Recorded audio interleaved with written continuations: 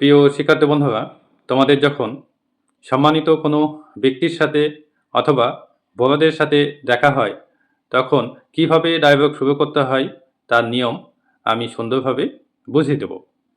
হয়তো প্রথমে তোমার কোনো শিক্ষক, সেটা হতে পারে স্কুল, কলেজ অথবা বিশ্ববিদ্যালয়ের শিক্ষক, বা সম্মানিত কোনো ব্যক্তির সাথে বা বড়দের সাথে তোমার দেখা হয়েছে, তখন কিভাবে শুরু করবা? তোমাকে বলতে হবে, good morning sir, how are you? সুপ্রভাত স্যার, আপনি কেমন আছেন? তখন সে বলবে, I am fine, thank you. আমি ভালো আছি, ধন্যবাদ। এখন তার সাথে যদি তুমি অন্য ভাষায়, অর্থাৎ সম্মানিত যেসব ভাষা আছে বা শব্দ আছে, সেগুলো ইউজ না করে অন্য ভাষা ব্যবহার করো, তাহলে কিন্তু ভুল হবে। অবশ্যই তোমাদেরকে সম্মানের সাথে কথা বলতে হবে যখন বড়দের সাথে অথবা সম্মানীয় ব্যক্তির সাথে কথা বলবা বা ডায়লগ শুরু করবা।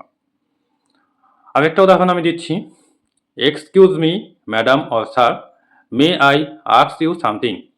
ক্ষমা করবেন ম্যাডাম অথবা স্যার, আমি কি আপনাকে কিছু জিজ্ঞাসা করতে পারি? তখন সে বলবে, ইয়েস অফকোর্স, হ্যাঁ অবশ্যই, থ্যাংক ইউ।